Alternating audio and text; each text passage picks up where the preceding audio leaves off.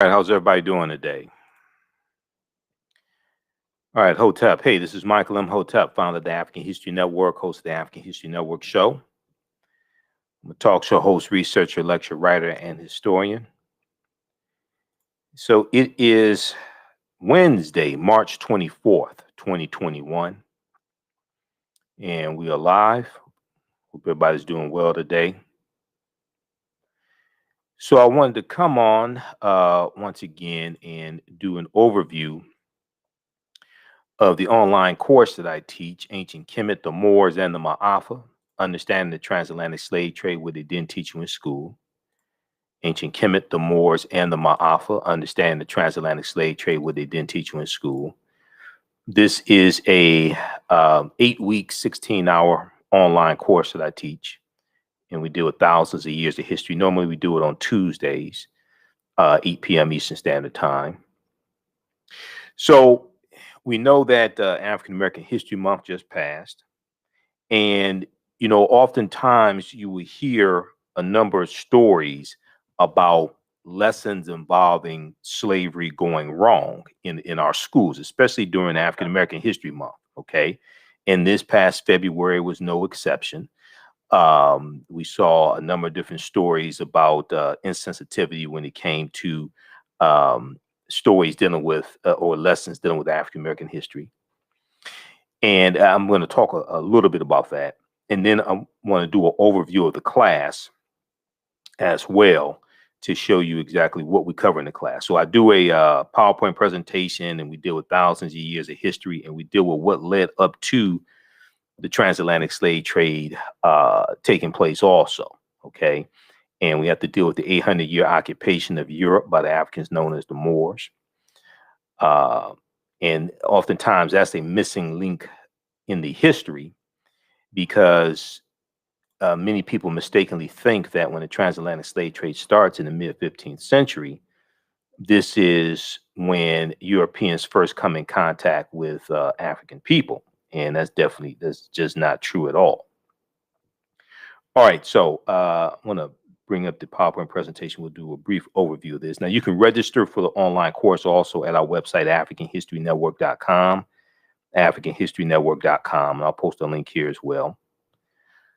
The class normally meets on Tuesdays, 8 p.m. Eastern Standard Time.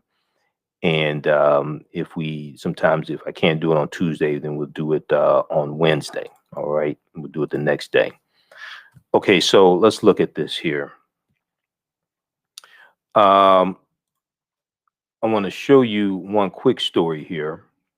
Now, this is from USA Today. I talked about this on my radio show, the African History Network show. This deals with some slave lessons gone wrong and lessons about slavery gone wrong. This is from March 4th, 2021. Mock slave auctions, racist lessons, how U.S. history class often traumatizes, dehumanizes Black students. How U.S. history class often traumatizes, dehumanizes Black students. So you've heard me talk before about how America needs a massive history lesson. Okay. And all of this is connected with the fight against the voter restriction laws in Georgia, the Republicans trying to push through 253 voter restriction bills in 43 state legislatures, the fight over the Confederate monuments, the Confederate battle flag. All this deals with not clearly understanding history. And then when we look in our schools, we see these lessons dealing with slavery that are oftentimes dehumanizing to African Americans, and they could be very insensitive and oftentimes inaccurate. And one of the things that you hear me talk about is the study from the Southern Poverty Law Center called Teaching Hard History, American Slavery, Teaching Hard History, American Slavery. And I use this in the online course, but in a lot of presentations that I do, I talk about this as well. And this study documents how the history of slavery is oftentimes mistaught, incorrectly taught in schools all across the country. and it gives numerous recommendations on how to more accurately and more correctly teach that history. Okay, we'll talk about that in just a minute here. All right, how's everybody doing? Everybody share this broadcast on social media platforms. Invite your friends to tune in. In the class, I do it live normally on Tuesdays. As we record all the sessions, as soon as you register, you can go back, watch last week's class. You can watch the classes that you missed. This time around, and teaching the class, this is the first time I've taught this class since 2019. This time around teaching it, we're going to end up doing 9 weeks because I had 2 guest speakers a few weeks ago. Dr. David Imhotep, who wrote the book, The First Americans Were Africans, Documented Evidence. He wrote this book. He was a guest speaker in my class. And then also Sister Nubia Wardford, who's a cultural anthropologist. He was a guest speaker a few weeks ago as well. So we're going to end up doing 9 weeks instead of 8 weeks. So the class is regularly $130. It's on sale $80. You can watch the classes from around the world. You can watch them over and over again. And you can use them with your children as well. I would say the classes are PG-13.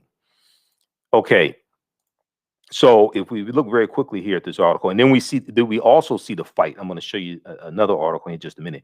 We see a fight in certain state legislatures trying to control what teachers can teach about slavery and racism and oppression, things like this as well. Okay. So this article is from March 4th, 2021. It talks about how on Wednesday, an official at a Mississippi middle school apologized after 8th graders were asked to pretend they were enslaved people, including writing letters discussing their journey to America and the family they live with or work for. During Black History Month 2021, a Florida high school teacher was suspended with pay after allegedly telling students slaves were not whipped by white people and that the N word, a racist slur, quote, just means ignorant, end quote. In February 2020, a student teacher in Tennessee gave her 4th grade students an assignment called Let's Make a Slave about a speech from the 1700s about keeping Black slaves under control. All right. Now, I'm not sure if they were dealing with let's click on this link here. I don't remember. I hope they're not talking about the fake Willie Lynch letter of 1712.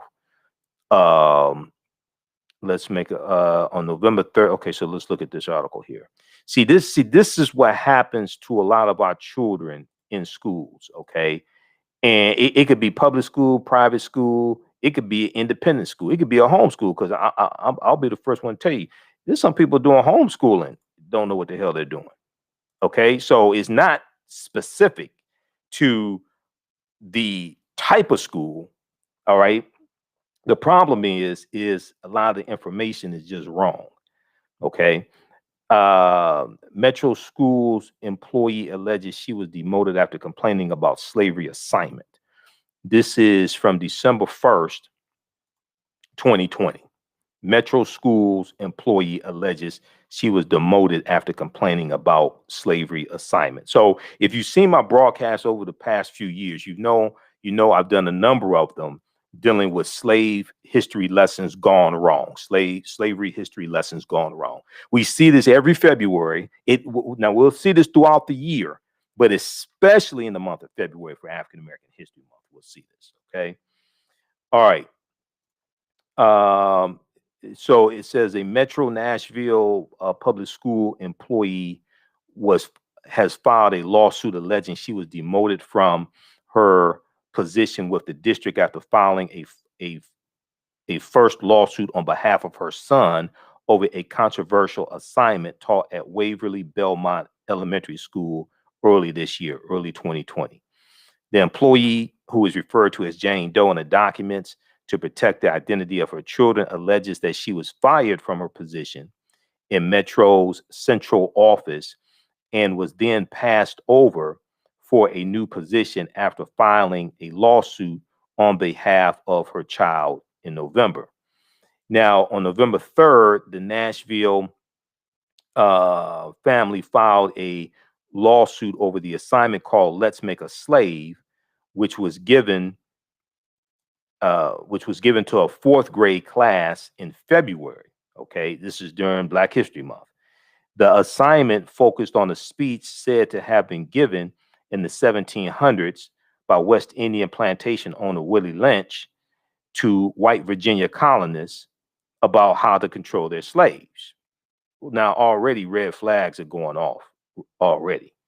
And we talk about this in the class. And some of you all who are in the class now, we've mentioned this so far. Willie Lynch never historically existed.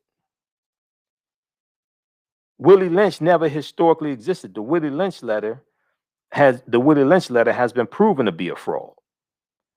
Okay, their words in the Willie Lynch letter 1712, their words in the Willie Lynch letter that didn't exist in early 18th century. So the letter was written by Dr. Kwabena Ashanti. He came out and admitted it. He wrote it in about 1970.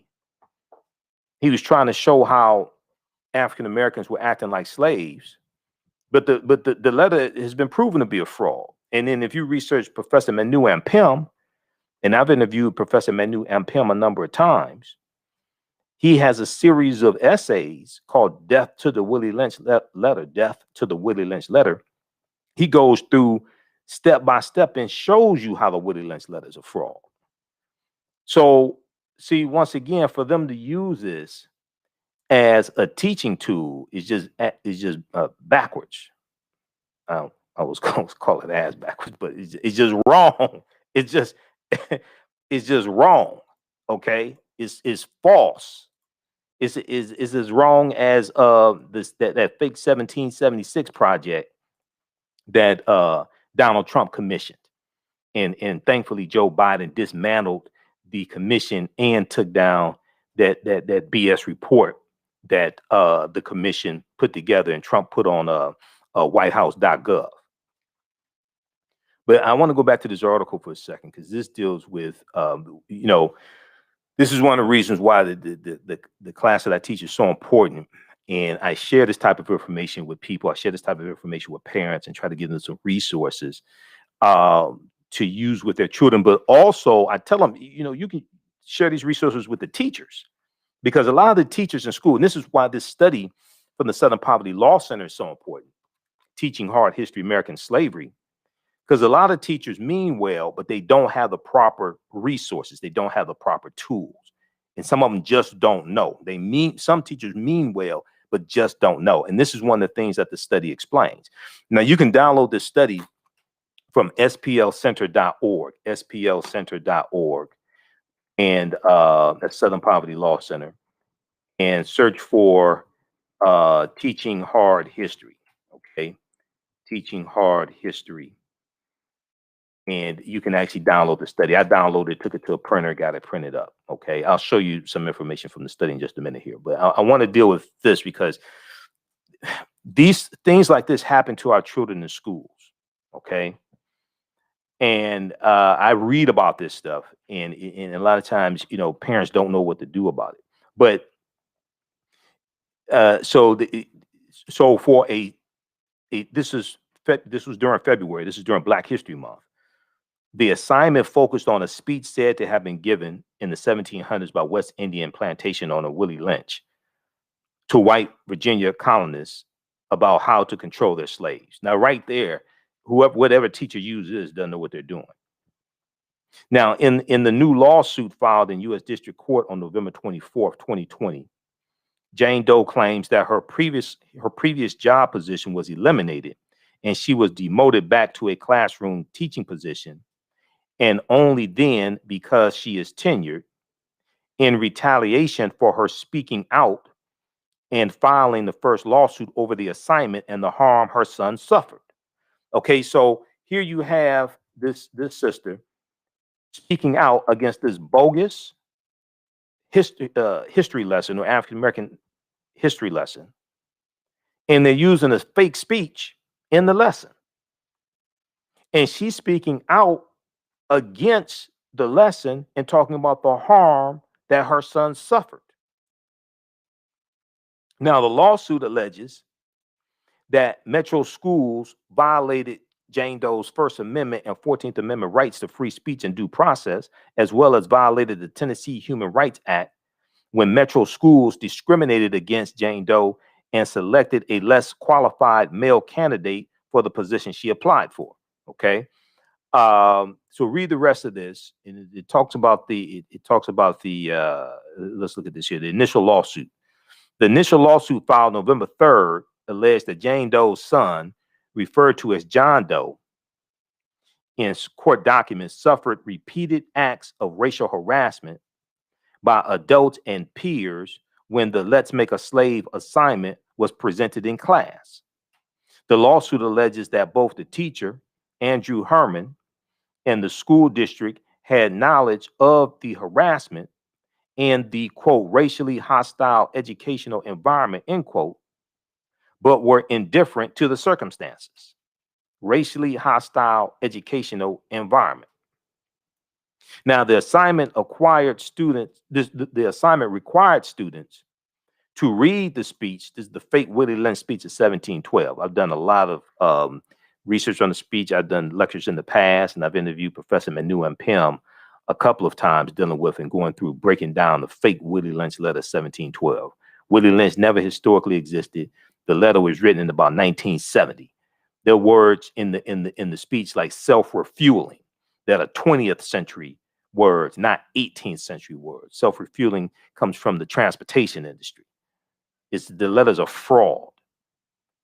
So the assignment required students to read the speech, listen to the instructions contained in the speech, and even pretend to be actual slaves by folding themselves under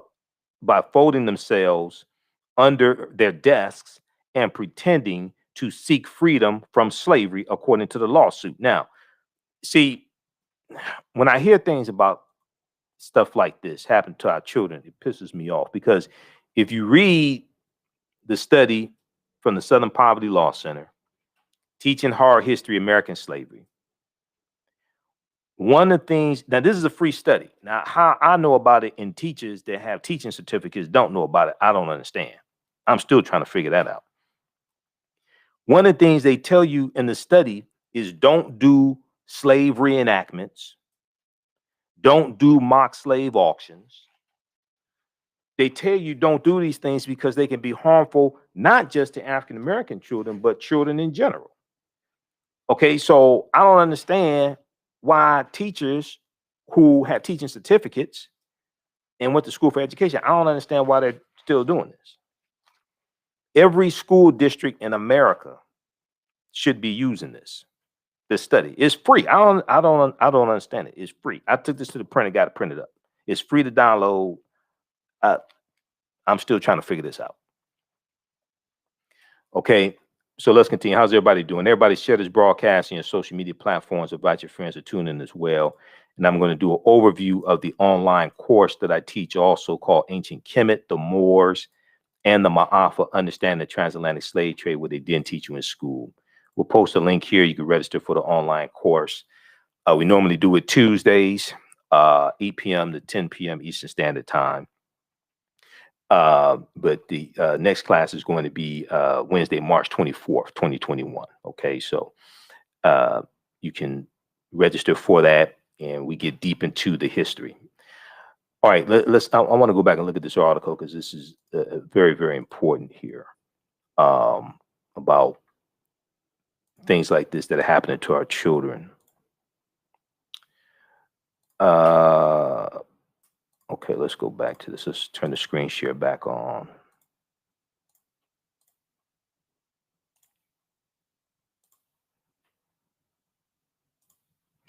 Okay, so the assignment required students to read the speech, listen to the instructions contained in the speech, and even pretend to be actual slaves by folding themselves under their desks and pretending to seek freedom from slavery, according to the lawsuit.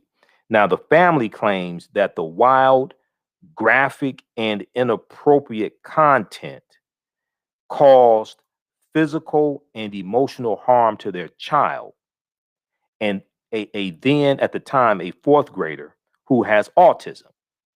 And I can see this. I can see this happening, because you don't do this to children. You don't have you notice they don't have like mock concentration camp reenactments of the Jews going into concentration camps. They don't do that as a school assignment. You ever realize that? They don't have, mock Holocaust reenactments as a school assignment. Okay, it's only our Holocaust where they think it's appropriate to do that and traumatize our children and traumatize other children. It's not just African American children that can be traumatized from that, but especially African American children. So the assignment led to community outrage earlier this year, so earlier 2020, rightfully so, including calls from community and city leaders asking for stronger oversight and policies for the district, which serves nearly 70% Black, African American, and Hispanic children. A student teacher from Vanderbilt University led the lesson under the supervision of Andrew, I think it was Andrew Herman, I think was the name, and was dismissed by Metro Nashville Public Schools following the incident. Herman was also placed on administrative leave at the time, but has since returned to employment by the district. At the time, the district characterized the content of the assignment as not age appropriate or within the scope of sequence for the fourth grade class.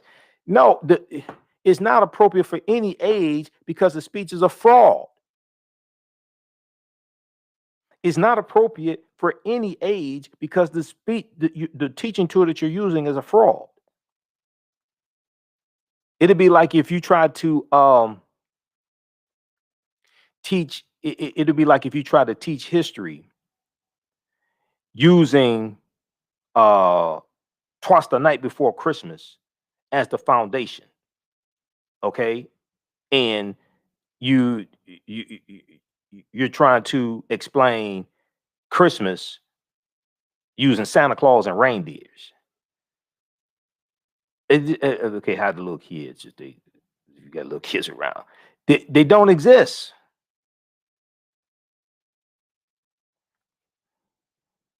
Read the rest. I don't want to get tied up in this because it's going to raise my blood pressure. Read the rest of this article here. This is from December 1st, 2020.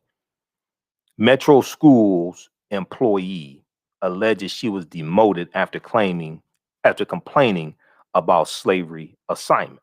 Okay, we'll post a link here. This is from USA Today.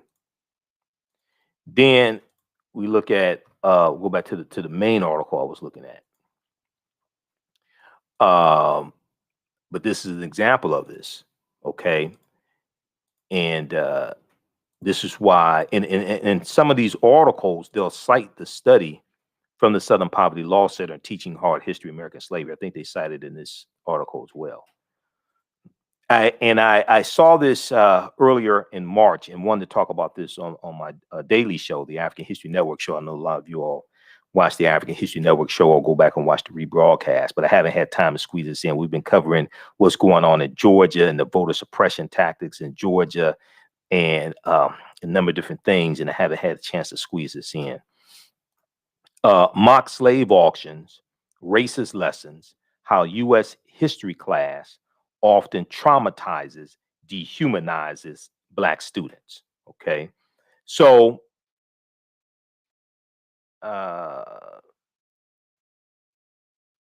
if we look at this here,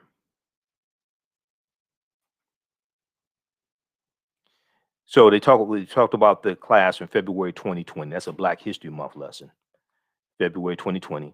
In 2019, a fifth grade teacher was accused of holding a mock slave auction in which white students hid a bid on Black students in New York. Now, I talked about that. I did a whole broadcast dealing with that one. We may rebroadcast that out to see. I have so much content. I've been going through looking at some of the archives. I've been going through, and I'm still editing video from like the past couple of weeks, shows from the past couple of weeks. I'm still, I've got so much content. We may rebroadcast that one dealing with what took place in New York. Okay. Also, African American business owners, post the name of your business here on the thread of the broadcast, and we'll let you know how you can advertise with the African History Network. We have a few slots that are open now. Email us at email us at ahnshow@africanhistorynetwork.com, ahnshow@africanhistorynetwork.com to advertise with the African History Network or to find out about advertising with the African History Network. Okay, let's continue here. Just 1 second here. All right. So I want to go back to this article, then I'm going to show you some of the slides. We'll do an overview of the content that I cover in the class, the online class.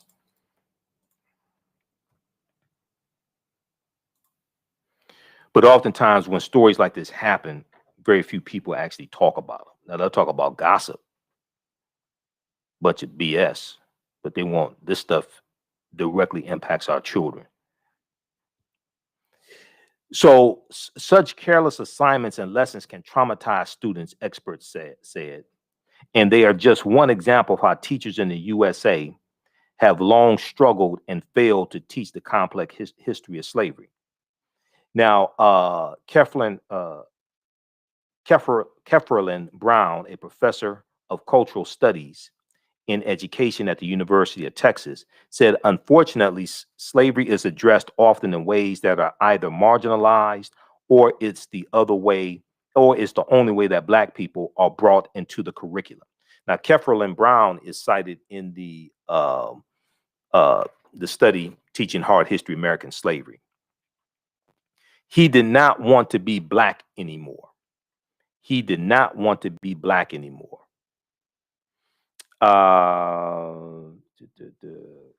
Lawsuit filed. Child was told. Okay, so in this particular one, in May 2019, teacher Patricia Bailey made Nicole Day's son, another Black student, stand in front of their class while other students bid on them during a social studies lesson at North Elementary School. Okay, so that case, I actually went in depth and covered that case. It needs more context. It should not have happened, but there was a lawsuit behind that as well. What actually happened really needs more context than is what is here. The child was apparently traumatized, though. That's why you should not do reenactments. But I this particular one, that's the one that I remember. Let me see. The children were told to refer to the winning students as masters and were warned not to try to escape because they would be chased down and violence would be done to them, according to the report. Okay, I don't think it was this case. It was another one. There was another case that I covered and I did a in-depth broadcast on. And I got statements from I played statements from the teacher, her attorney, but also parents that came out in defense of the non-white parents that came out in defense of the teacher. That particular one, and I have to look and see which one. It was dealing with bidding on slaves. That particular one, even that particular one is, I would say, is different than some of these other cases. Let me put it like that. There was no ill intention, and it was a question a student asked. A student asked the question, well, how could white people sell Black people like this? You know, how could they do that? So she said, okay, let me explain it to you. Let me show you. This is a bad thing to do, but it's different than some of these other cases. So in this one right here, the children were told to refer to the winning students as masters and were warned not to try to escape because they would, quote, be chased down and violence would be done to them, according to a report from the New York Attorney General's office. Now, Nicole Days said her son had to receive counseling after the incident, which the Attorney General's office found had a profoundly negative effect on all students present, especially the African American students. He told me that he did not want to be Black anymore, Nicole Days said. He didn't want to go to school because he didn't know if he could trust the teachers. Now, more than a year and a half after the incident, Nicole Day said her son, 12 years old, still worries that he's judged because he's black when they're out in public. Okay, still worries that he's judged because he's black when they're out in public, and his friendships have been seriously affected. All right, so check out the rest of this article. This deals with when slave lessons and history lessons go wrong in schools, mock slave auctions, racist lessons, how U.S. history class often traumatizes, dehumanizes black students. Okay, all right, um, so let's look at this. I want to bring up the PowerPoint presentation. Bring up the slides. I'm going to give you. We'll do an overview of some of uh, the content of the online class that I teach: ancient Kemet, the Moors, and the Maafa, understanding the transatlantic slave trade, what they didn't teach you in school. Okay, let's look at this here. Because I deal with some of this in the class, and we deal with the talk some about the study teaching hard history American slavery. So once again, let me show you this study here. I'll show you the cover of it. Teaching Hard History American Slavery from the Southern Poverty Law Center. And there was this article here. I first found out about this study back in February of 2018. There was an article from the Atlantic.com called What Kids Are Really Learning About Slavery. What Kids Are Really Learning About Slavery. A new report finds that the topic is mistaught and often sentimentalized, and students are alarmingly misinformed as a result. Okay. And it goes through and talks about how they did a survey of 1,000 high school seniors and 1,700 social studies teachers. The group reviewed 10 commonly used U.S. history textbooks and examined 15 sets of state standards as well to assess what students know. What they found in the study, in the survey of 1,000 high school seniors, what they found was that among 12th graders, only about 8%, only 8% of 12th graders surveyed could identify slavery as the cause of the U.S. Civil War. Only 8% of high school seniors surveyed could identify slavery as the cause of the U.S. Civil War. Fewer than 1/3, or only 32%, could correctly name the 13th Amendment as the formal end of U.S. slavery. 35% thought it was the Emancipation Proclamation of January 1st, 1863, which did not end slavery and really didn't free the slaves at all. And fewer than half, 46%, identified the Middle Passage as the transport of enslaved Africans across the Atlantic Ocean to North America. So read this article here from the Atlantic. They go more in depth into this. What kids are really learning about slavery. Now, some people say reparations. Now, my response, if you watch my show, we deal with this historically and based upon law, and we deal with what is the process. My response would be reparations. How? Explain to me the process. Because most people talk about reparations, can't tell you the actual process to get it. And it takes 218 votes to get a bill passed in the House of Representatives. It'll take 60 votes to get a bill passed in the Senate. You don't have that in either the House or the Senate right now. You got maybe about 178 votes for HR 40 in the House of Representatives, but that's a resolution. That's not an actual bill. That's not going to become law. That's HR 40. That's a resolution. You have to understand the difference between a House resolution, a House bill, and a House joint resolution. You don't have, if you can't get a bill passed to study reparations, how are you going to get one passed to pay reparations? Go watch the bill. Go watch this. Go watch the show that I did, the Sunday show from Sunday. What day was that? No, I think we did it Monday, March 22nd, dealing with Evanston, Illinois, and reparations for redlining that they're going to disperse in Evanston, Illinois to African Americans. Go watch that one. We go deep into it. Then go watch the March 7th show why I talked about Evanston, Illinois, March 7th, 2021. And we went deep into it, and I laid out understanding what reparations is. Reparations is not a check. A check can be part of an overall compensation package. This is what happens when people don't understand history. Reparations means to repair the damage. If you're talking about repairing the damage of slavery, repairing the damage means to restore you to a state prior to the damage being done. This is what repairing, this is what the concept of reparations is, to make people whole again, to restore them to a state that they were in prior to the damage being done. Well, to actually understand reparations for African Americans, you first have to understand and analyze who African people were before the damage was done.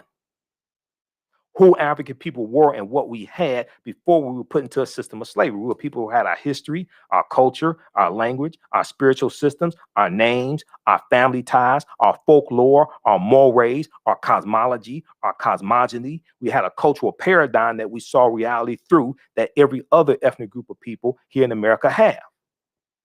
A people's history and culture is what they use in this country to fight for scarce wolf power resources. So now we're largely a people who've largely been taught to hate themselves. Most of us still have our slave masters' names. We've been taught to see reality through the eyes of Europeans. So when you just reduce reparations down to a check, you're not doing a systems analysis, and you're talking about giving money to people who largely been taught to hate themselves. And year after year, we go to conferences that talk about how we spend 97% of our dollars with people that don't look like us. So we all got $500,000 a day. I guarantee you white people will have it all back this time next week. And at the same time, because you haven't done a systems analysis, you're not dealing with the laws and policies that were put in place to bring about the structural inequities to bring us to this place to bring us to where we are right now. So in addition to repairing the damage and restoring us, you also have to change the laws and policies that are still in place that brought about the structural inequities in the first place. This is why we have to have a systems analysis when we deal with repairing the damage. And look at the study from Citigroup Bank, and I've talked about it a number of times. Look at the study from Citigroup Bank that shows how the U.S. economy lost $16 trillion over a 20-year period of time from the year 2000 to the year 2020 because of racism and discrimination, and how if it corrects these policies and the racial wealth gap and things like this, it can add $5 trillion to the U.S. economy over 5 years. It's CBS News has the article. We'll look at it quickly here. Because see, this is why when people say reparations now, my response is reparations how? Explain to me the process. First thing you have to do is read the U.S. Constitution, because a lot of our people don't understand the Constitution and don't understand that bills, Article 1, Section 9, Clause 7 of the U.S. Constitution clearly tells you that Congress controls the power of the purse. So bills dealing with taxation and appropriating money, that has to pass the U.S. House of Representatives and the U.S. Senate and be signed into law by a president. Okay, so a lot of this stuff floating around dealing with reparations is just nonsense. Okay, let's look at this here.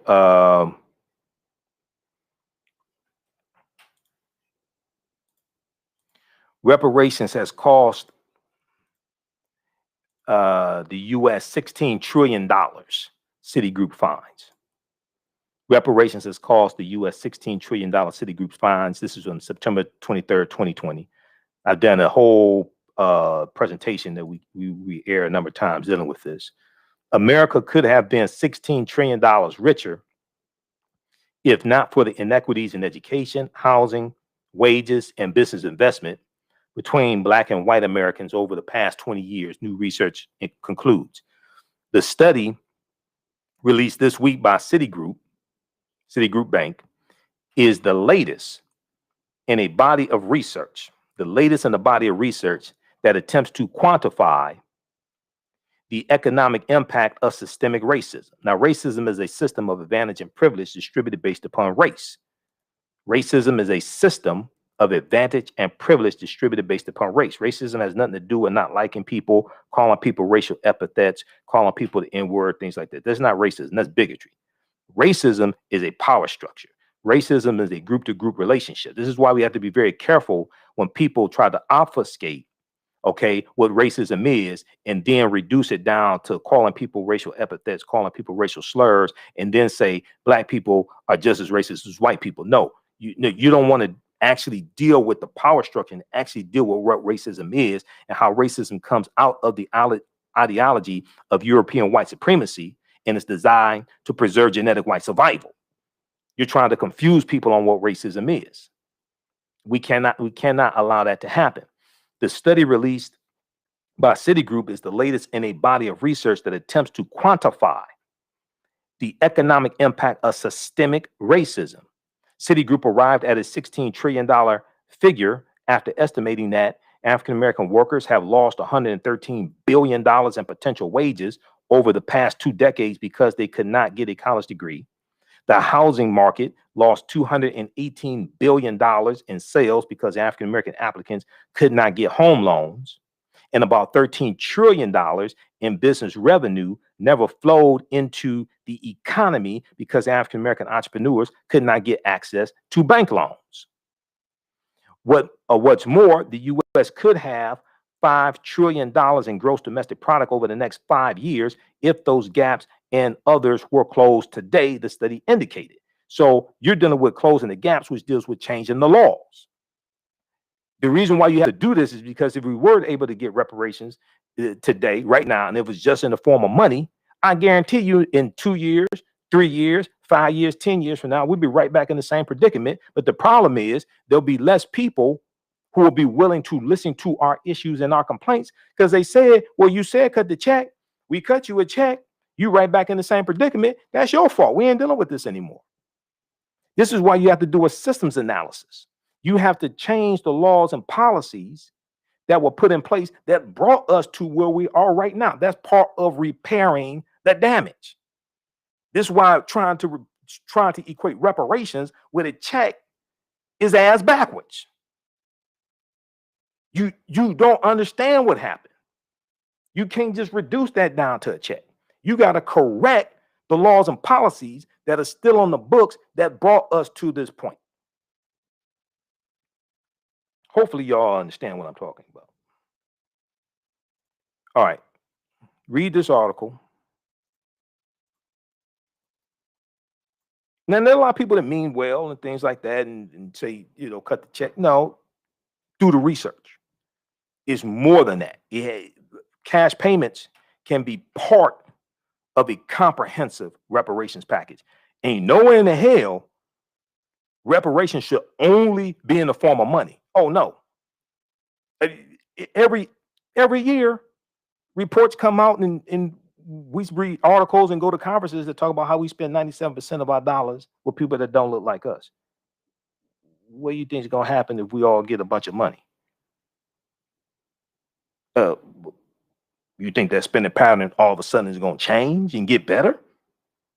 If anything, it's going to get worse. All right. So read that. Okay, so let's go back to the actual presentation. So these are some of the slides from the online class that I teach, and this is an overview of it. How's everybody doing? Those just tuning in. I'm doing an overview of an online course that I teach called Ancient Kemet, the Moors, and the Maafa. Understand the transatlantic slave trade, what they didn't teach you in school. We deal with thousands of years of history and what led up to the transatlantic slave trade taking place. I'm Michael Imhotep, founder of the African History Network, host of the African History Network show. Okay, so let's look at this here. This is an interesting study right here, and I've been looking at these studies for years. New studies find that positive feelings about Blackness improve academic performance for Black girls. New studies find that positive feelings about Blackness improve academic performance for Black girls. Believing that Black is beautiful, an important mantra of self-acceptance and self-love could pay major dividends in school, a new study finds. Now, this is I've talked about this in some of my presentations, some of my lectures, especially during African American History Month, because all of this is connected. So this was a study that appeared in the Journal of Blacks in Higher Education. And it focuses on a new study from Sharita Butler Barnes, Professor Sharita Butler Barnes, a professor at Washington University in St. Louis. And the study finds that young Black women, young African American women with strong racial identity are more likely to be academically engaged, curious, and persistent.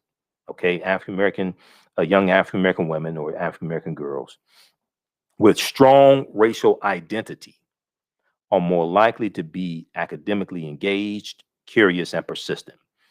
So the survey looked at 733 African American middle and high school girls in 3 socioeconomic school districts in the Midwest.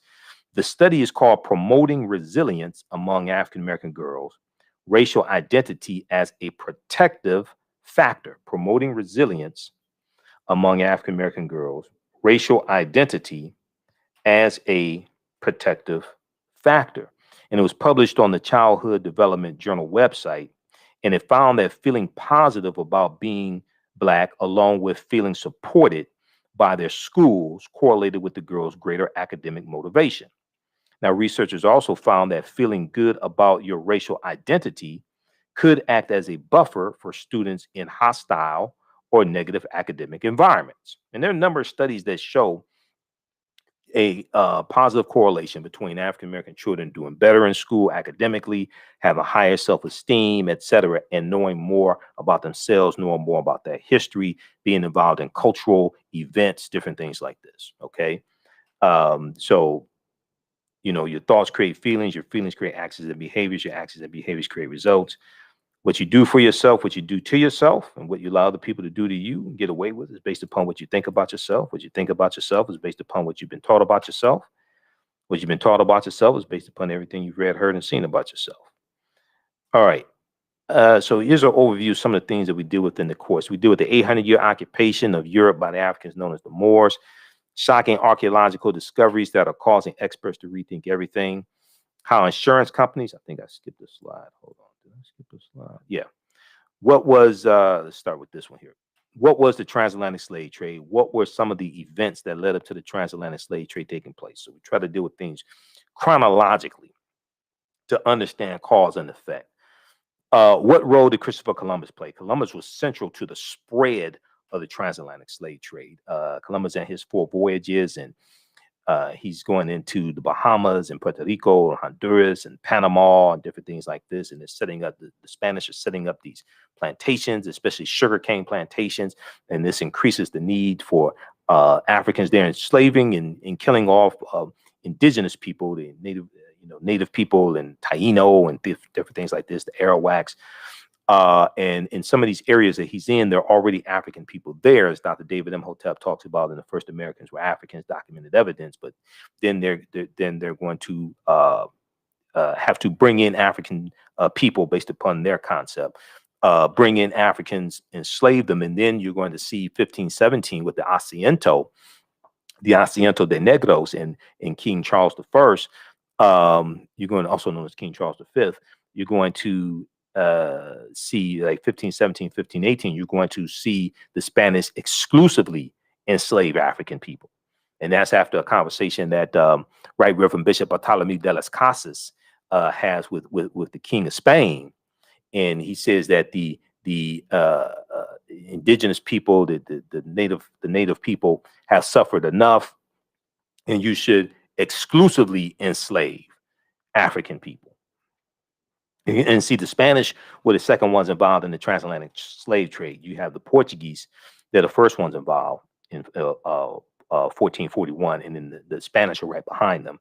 And Spain and Portugal are where the Moors first go into Europe, the Iberian Peninsula, which is right above Morocco. All right. So we deal with when did Africans first coming to the U.S. as slaves? Did Africans sell themselves into slavery? We deal with that complicated history. Were African people in America before the slave trade? We've been in this land we call the United States of America going back at least 51,700 years ago. At least 51,700 years ago. And Dr. David Imhotep deals with this in the first Americans were Africans, documented evidence. These were the Khoisan, who have the oldest DNA on the planet and go all around the world. We'll talk about that here in just a minute. We do with the 800-year occupation of Europe by the Africans known as the Moors, shocking archaeological discoveries that are causing experts to rethink everything. Insurance companies that took out insurance policies on slave ships and enslaved Africans on the plantations, okay, which is really a deep history. And there were about 40 U.S. insurance companies that sold insurance policies on enslaved Africans, okay? And they didn't just sell them on the slave ships, they also sold insurance policies on Africans on the plantations as well. One of the most well-known insurance companies started out in 1845, known as the Nautilus Mutual Life Insurance Company. I think it was called the Nautilus Mutual Life Insurance Company. Then they changed their name to the New York Life Insurance Company. And for the first 3 years of their existence, they sold insurance policies on enslaved Africans. It was something like 400, 500 insurance policies. There was a huge article from the New York Times about this three or 4 years ago. There was a huge article from the New York Times about this. I talked about it on my radio show when it came out. But it's a deep history. Okay, now also to their credit, the New York Life Insurance Company has been pretty upfront with that history, unlike some other ones. They've been pretty upfront about that history. Okay, so we deal with Freemasonry, America, and the Founding Fathers, which is a deep history that ties into Tony Browder and Egypt on the Potomac, origins of the term America, Africa, and more. So I tried to dispel a lot of myths as well. And we talk about the fake Willie Lynch letter, 1712. As the article from the USA Today showed, you had a teacher that was using it during a Black History Month lesson and using it to teach. It's a fraud. Throw that damn thing in the garbage can. We should not be teaching from that. Throw that in the garbage can. I know Dr. Kwabena Ashanti meant well, but now we know. Don't throw that in the garbage can. Use real history. I talked about the problem with slave movies. We talked about that in last week's class. The problem with slave movies, a proliferation of slave movies. And while we're being bombarded with slave movies and slave TV shows, I originally talked about that back in like 2016. Okay. And we deal with that some more. I was just on the Tammy Mack show, the Tammy Mack Late Show on Fox Soul TV. And this was on Tuesday, March 23rd. And we dealt with the rise, the boom in biracial advertising. And I actually did a broadcast, and it's on YouTube. I did the broadcast back in June of 2018. This was the month after the royal wedding, Meghan Markle, Mary, and Prince Harry. And I'm going through breaking this down and how this can also possibly be an attack on African-American men as well. Overrepresentation of white men with African-American women in these TV commercials, being married and things like this. But one of the things I talked about was the TV show The Last OG, starring Tracy Morgan. Unfortunately, is up for some awards at the NAACP Image Awards. But when we contrast that, when we look at that as well as the slave movies, all this is programming. Okay, all this is programming, and your thoughts create feelings, your feelings create actions and behaviors, your actions and behaviors create results. And as one of my teachers, Dr. Leonard Jeffrey, says, whoever controls the images controls the self-esteem, the self-development, the self-worth. Whoever controls the history controls the people. When you look at the TV show The Last OG, And I like Tracy Morgan. I love Tiffany Haddish and all her black girl Eritrean magic. Okay, because her father's from Eritrea in East Africa, right next to Ethiopia. Um, you have you have this guy Trey, who was a drug dealer, ends up going to jail. Okay, his girlfriend was Shay, and I think his name was Trey in the show. Um, he ends up going to prison. Okay, he gets caught selling drugs. He ends up going to prison. He was set up actually um, selling drugs, and he goes to prison for a number of years. He gets out of prison, finds out that his he ended up having two children he didn't know about. Apparently, they're twins. Two children he didn't know about by his girlfriend Shay, Tiffany Haddish. She's remarried. She's married to a white man, living a very good life, big house. She has a career. She went to school, everything. The children are in private school, and he's trying to now establish a relationship with children he didn't know. He's living in the halfway house. There's one episode where he starts selling drugs again. He's selling crack because he wants to be like Robin Hood, rob from the rich and give to the poor. But if you look at a proliferation of biracial commercials, and the majority of these commercials show white men with African American women, even though African American men are twice as likely to marry outside of their race as African American women. This Pew Research report on this also.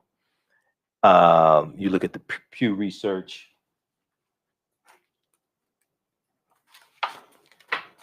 You look at the Pew Research from. Let's see. We look at the one from 2017, May 18, 2017, intermarriage in the U.S. 50 years after Loving versus Virginia. And that's the Loving versus Virginia was the U.S. Supreme Court case in 1967 that legalized interracial marriage because it was still illegal in some southern states. But you have this show that really promotes, to me, it shows how you can have a good life married to a white man. That really shows, and some of that can be reinforced in some of these commercials as well. You know, so, but that's another conversation. But we talked about that on the Tammy Mack Late Night Show. Dr. Wendell Seffo was sitting in for Tammy for this week. So, all right. This is Dr. Leonard Jeffries, one of my teachers. He said, he says, whoever controls the images controls your self-esteem, self-respect, and self-development. Whoever controls the history controls the vision. Whoever controls the history controls the vision. And this deals with the power of image. This is why the power of image is so important. Okay, this is why we have to be careful of the images that we allow our children to consume and that we consume ourselves as well. That's why we have to be careful of this. All right. So how's everybody doing on Facebook and YouTube? Everybody share this broadcast on your social media platforms. Invite your friends to tune in as well. We're doing an overview of the online course that I teach called Ancient Kemet, the Moors, and the Maafa. Understanding the transatlantic slave trade, what they didn't teach you in school. Ancient Kemet, one of the original names for Egypt. Ancient Kemet, the Moors, and the Maafa.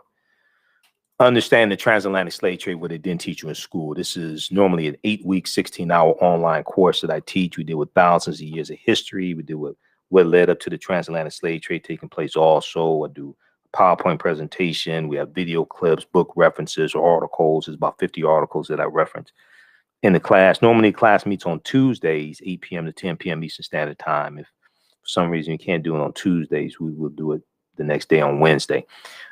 Well, I do this classes live, online. You can ask questions in class with the live chat, with the text chat. All the sessions are recorded.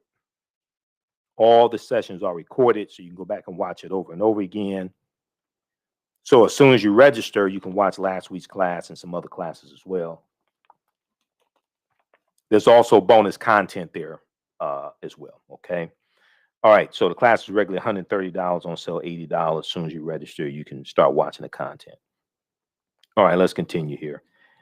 Let me show you this from the Pew Research, because I did a lot of research to prepare for my appearance on the Tammy Mack late show. Actually, I over prepared because most of the stuff I studied I didn't get a chance to talk about. But I always do that. I always over prepare. I always do research for interviews and things like that, and I always over prepare. That's just me. Intermarriage in the U.S. 50 years after Loving versus Virginia. And I had research that I did back in June 2018 when I did my broadcast dealing with the increase in biracial advertising. So this is one of the things, this is one of the pieces of research that I did back in 2018. 1 in 6 newlyweds are married to someone of a different race or ethnicity. Okay, 1 in 6 newlyweds.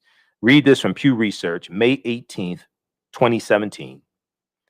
Intermarriage in the U.S. 50 years after Loving versus Virginia. This is at pewresearch.org. Pewresearch.org.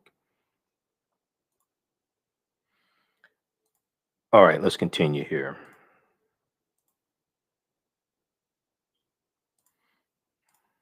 Let's go back to the slides so we can wrap this up. So I'm doing a brief overview of a lot of content of the online class that I teach. Let's look at this here. So we deal with the problem with slave movies while we're being bombarded with slave movies and slave-themed TV show. We saw this a lot in 2016. Saw this a lot in 2016. It's to a lesser extent now. Okay.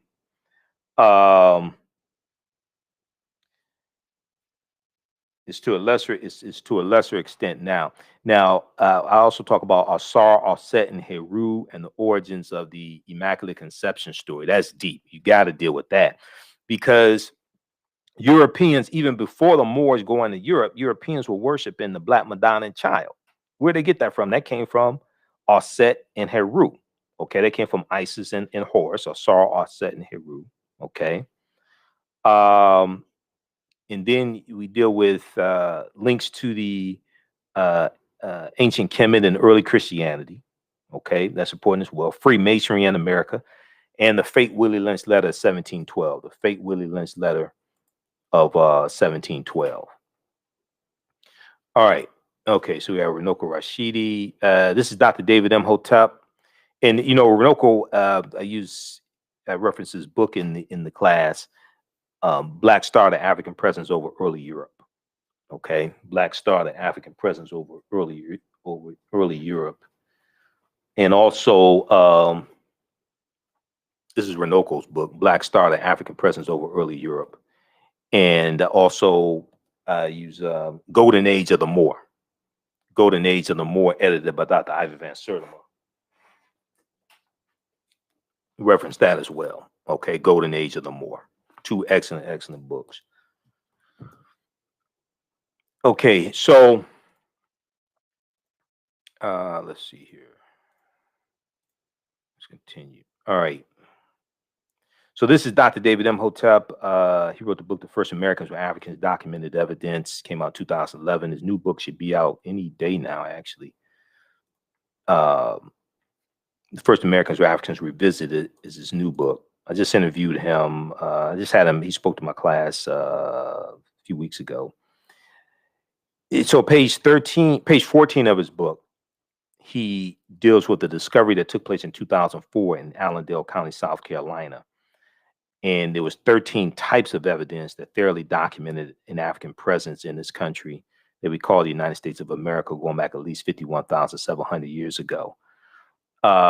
They found, so Dr. Albert Goodyear is an archaeologist at the University of South Carolina. They found artifacts, architecture, campsites, carvings, footprints in lava, genetic M174D haploid groups dealing with DNA and genetics, campsites, carvings, Egyptian writings, footprints in lava, linguistics, paintings, skulls, skeletons, structures, tools. They found 13 different disciplines 13 different types of evidence thoroughly documenting an African presence in the U.S. going back at least 51,700 years ago. Now, this is before Native Americans came into existence. This is one of the problems with some of the well, a lot of the Black History Month celebrations and presentations, even though they are important. And I, deal with the whole history of African American History Month and Dr. Carter G. Woodson. Even though they are important, in this one right here is a good book dealing with the history, dealing with Dr. Carter G. Woodson and his history. This is by Dr. Payro Dakbovie, who is a history professor at Michigan State University. This is Carter G. Woodson in Washington, D.C., the father of Black history. Carter G. Woodson in Washington, D.C., the father of Black history. Okay. If it wasn't for Dr. Carter G. Woodson, we wouldn't have an African American History Month or Black History Month. Okay. It starts in 1926, officially as Negro History Week. And 1976, it becomes a monthly celebration. But it was never designed to be the only time of the year that we study our history. Okay.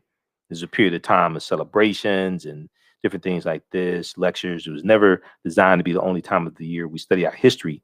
And in schools, he said, he educated teachers and said that this was supposed to be the week out of the year that students showed what they had been studying all year round. Because he said it didn't make sense for children just to study this subject 1 week out of 36. They're supposed to be studying our history year round. In that 1 week, the second week in February, they're supposed to show what they have been studying all year round. So a lot of this we just have backwards. Okay, let's continue here. So this is Dr. Albert Goodyear. This is an article from ScienceDaily.com. Name of this article: New Evidence Puts Man in North America 50,000 years ago. New evidence puts man in North America 50,000 years ago. This is from ScienceDaily.com, November 18th, 2018. And Science Daily is a scientific website. They have all types of scientific discoveries, things like that there. This is a synopsis of the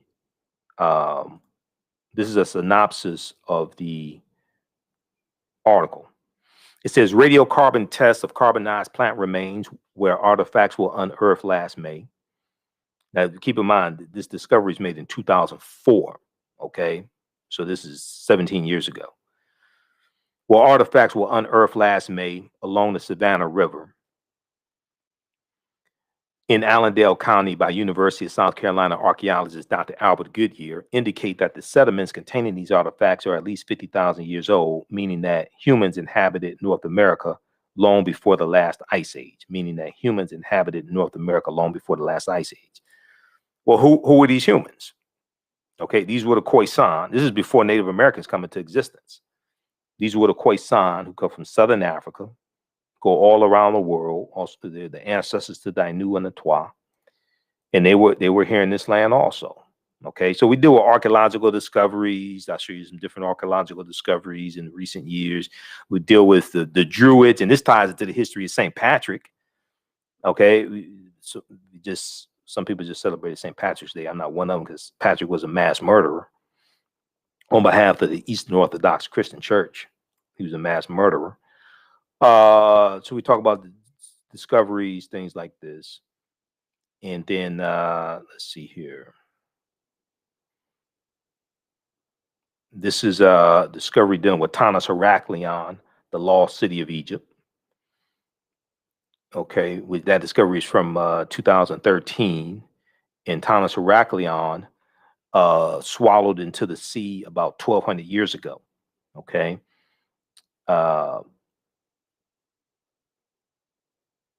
Research that Tanis Heraklion, the lost city of Egypt.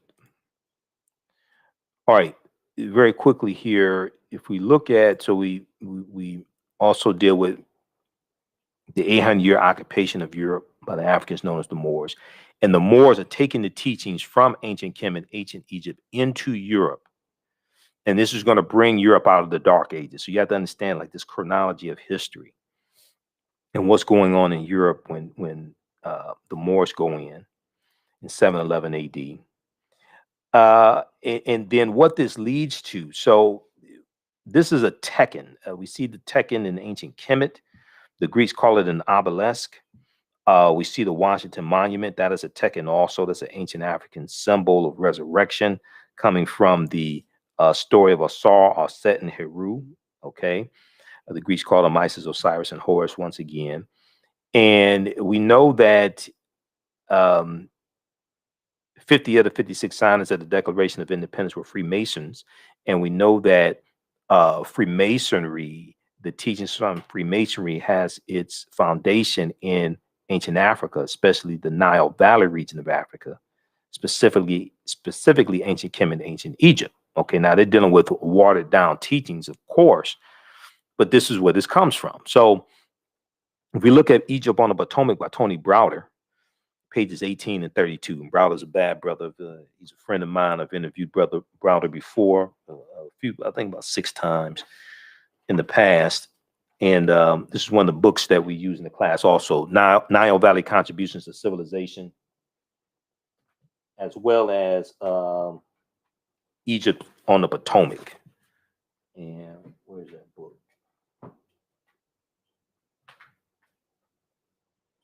We got Egypt. I've got it right around here somewhere. We got a bunch of books here. Egypt on the Potomac. Oh, right here. Egypt on the Potomac, right here. Excellent book. Short book, about 70 pages or so. Egypt on the Potomac deals with how the layout of Washington, D.C. is based upon ancient African principles. Okay. And how the layout of Washington, D.C. is a copy of the layout of ancient Egypt. But the word Mason is derived from the Latin words mass and son, S-O-N. Mason means child of light and expresses the desire to pursue light. Okay, the desire to pursue light, which is a metaphor for the sun, which symbolizes knowledge. The term child of light or sons and daughters of light was first used to identify students who had completed 42 years of study, in the temples of ancient Kemet or ancient Egypt. Many Masonic temples were modeled after the temples of ancient Kemet, places where light or knowledge was imparted in a series of steps or degrees. So also when you read George G.M. James' book, Stolen Legacy, he deals with some of this type of information as well. So the liberal arts, the 7 liberal arts, the trivium and the quadrivium, the arithmetic and logic and things like this, the whole concept of liberal arts colleges comes out of ancient Africa, ancient Kemet. And when you go to college, you get your credentials in a series of degrees, right? Associate's degree, bachelor's degree, master's degree, PhD. This is where this comes from. This is where this comes from. And for eons, for millennia, light has been associated with knowledge. Darkness has been associated with ignorance. If you watch cartoons, right? We'll come to your question in just a second. If you watch cartoons, you can see the cartoon character could be Doc McStuffins, or it could be Mickey Mouse. It could any Tom and Jerry, any cartoon character. My daughter likes Paw Patrol. I didn't know what Paw Patrol was till she started singing the theme song. Okay, but if they get a bright idea, and bright is associated with knowledge as well, you'll see a little light bulb go off over their head, right? To symbolize an idea, to symbolize knowledge. And if you have a child in school that's a smart child, the teacher may say that's a bright child, G-H-T, bright. Knowledge associated with light. If the child is not too bright, right? Lack of light, or you say that's a dim child, D-I-M, dim light. The absence of light or less light associated with ignorance. More darkness associated with ignorance. Okay. So when we look at this here, we see the term child of light or sons and daughter of light was first used to identify students who had completed 42 years of study in the temples of ancient Kemet. This is associated with knowledge. Mason means child of light and expresses the desire to pursue light, which is a metaphor for the sun, which symbolizes knowledge. All of this is connected. It takes us right back to ancient Africa. Okay, we keep trying to run away from ourselves. We keep trying to run away from ourselves, and people are running to what we created. We should be tired. Our legs should be tired of running by now. Did you know that 50 of the 56 signers of the Declaration of Independence and 13 of the 39 signers of the U.S. Constitution were Freemasons? Did you know that 4 of the first U.S. presidents were Freemasons, and there have been 14 Freemasons who have been U.S. presidents? So Browder talks about this on page 18 of Egypt on the Potomac. Okay, so this is Asar, Aset, and Heru, who the Greeks call Osiris, Isis, and Horus. We definitely deal with this as well, the first Holy Trinity. We talk about we talk about the TV show Isis. We talk about the TV show, the Secrets of Isis, TV show from DC Comics from the 1970s. And then, let's see, okay, so we deal with some of this. Why is Christmas on December 25th as well? Nowhere in the biblical text does it say that this may go outside the circumference of some people's awareness. Just because you disagree with it or don't like it, does not mean it's not true. Just means you have to do some research to understand what I'm talking about. Nowhere in the biblical text does it say that Jesus the Christ or Yeshua was born on December 25th, because the letter J wasn't created till 1630 AD either. So we deal with some of that history as well. Try to deal with this chronology of history. Okay. Let's see here. And then, we talk about once again, we deal with the Moors and deal with things like, I tie this into news articles that you'll see in the news, but not really understand the connection to the deep history, whether it's talking about Black Pete, Joie de Piet, and the parades that they have like every early December in the Netherlands, Holland, things like this, of Black Pete, who was a Moor. But this right here, these are the national flags of Corsica and Sardinia. We showed this in the class last week. We went in depth into this. These are African Moors' heads on the flags, because the Moors were in these areas and it was a monumental effort to conquer them. Okay. And many of them were going to be enslaved. They're going to be conquered and enslaved. And you see them as bandanas. They have bandanas on.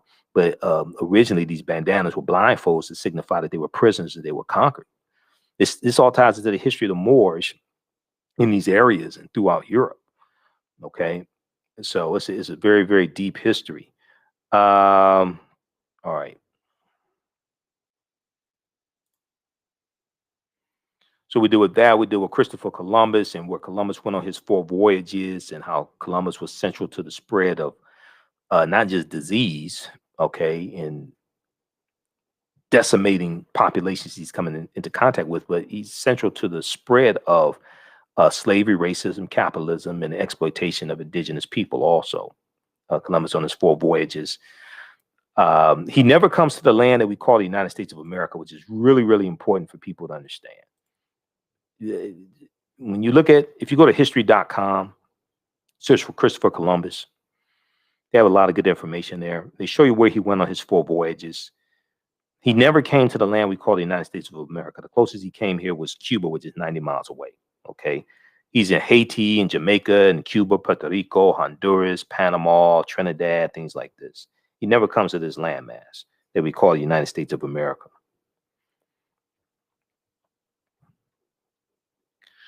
All right, and let's see here, and then we deal with So we also talk about um,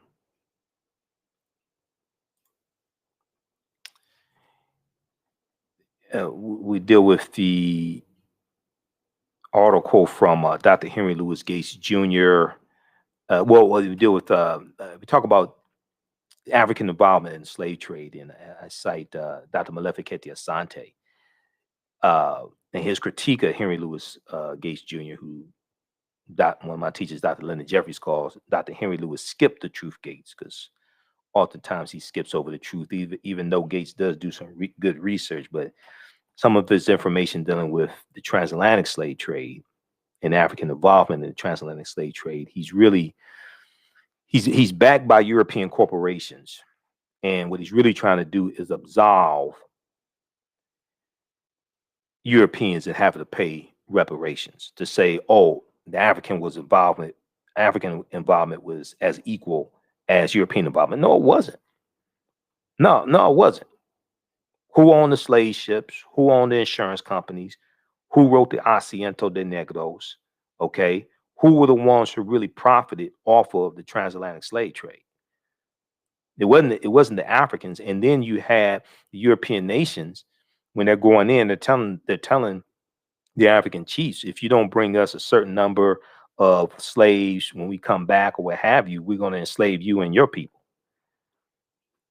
So you have to go and see well, who rebuilt their nations based upon the slave trade, who profited off of the sugarcane plantations.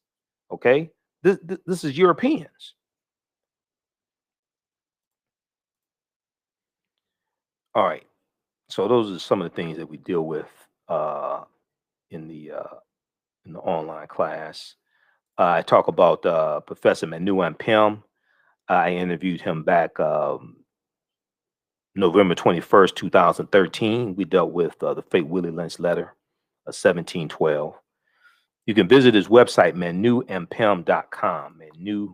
Manuampem.com. I just interviewed him back in June of 2020, or July. I think it was July 2020. We talked about the passing of John Lewis. And we talked about some other things as well. We talked about SNCC and the Black Power movement, things like this. So he's a brilliant, brilliant historian. Okay, let's see here. So that's just an overview. That's just some of the things that we deal with in the class. We talk about the three great West African kingdoms of Ghana, Songhai, and Mali as well, of course. You definitely have to talk about that as well. Ghana, Songhai, and Mali. And you have Moors coming from West Africa as well, going into Europe.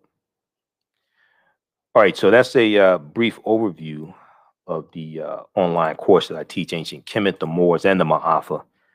Understanding the transatlantic slave trade, what they didn't teach you in school. You can register. We'll post a link here. You can register for it right now. As soon as you register, you can watch class we did last week. And we normally do the classes on Tuesdays, 8 p.m., 10 p.m., 8 p.m. to 10 p.m. Eastern Standard Time, right about that. Because I had to do my radio show at 11 p.m. There's been a couple of Tuesdays. If I can't do it, we'll do it Wednesday. But this will keep you busy. You can watch from around the world. We deal with thousands of years of history also. Okay. And let me see. Somebody had a question here. Oh, okay. Watching from Belize, Central America. Okay, Kimberly. How you doing, Kimberly? Thank you. Will class be presented? Rosa asked, will the class be presented again? You can, well, any classes that you miss, you can go back and watch them. They're all archived. All the classes are archived. All the classes are archived. And we have bonus content that you can watch, and I'm uploading more bonus content also. So all the classes are archived. This is an 8-week, 16-hour online class. We're going to do a 9th week. I'm going to add an additional class because I had 2 guest speakers in the class, so that kind of threw things off a little bit, being able to cover the content. But you can go back and watch all this content. You can watch it at your own pace also. So even if you can't join the class live, you can still register for it and watch it at your own content also. And you can watch from around the world. You can watch in Belize. You can watch in Belize as well. All right. So You can visit our website, AfricanHistoryNetwork.com, AfricanHistoryNetwork.com. And right on the home page, we have the information. We posted the link here, but on the home page, we have the information. So when you go to our website, you'll see the information about my radio show. We're on 6 days a week, 6 nights a week. And you scroll down, so you have the information about the radio show, the African History Network show. You click here for podcasts. We're on Monday through Friday, 11 p.m. to 12 midnight Eastern Standard Time, and Sunday, 9 p.m. to 11 p.m. on 9:10 a.m. Superstation WFDF. We broadcast right here, also on Facebook and YouTube. The African History Network on Facebook and Michael Imhotep on YouTube. Click here to read articles that I've written. Okay, this is a video I did dealing with Cardi B and Megan Thee Stallion at the Grammys and WAP. Go back and watch that. I go deep into this. Go back and watch that, and then watch the panel discussion I did with the sisters back in August of 2020, dealing with WAP and negative corporate control hip hop. All right, so then you have information here for the show. For the class. Click here to register here. Takes you to the next page, and click right here to enroll. As soon as you enroll, you can start watching the content, and you'll be ready for the next class.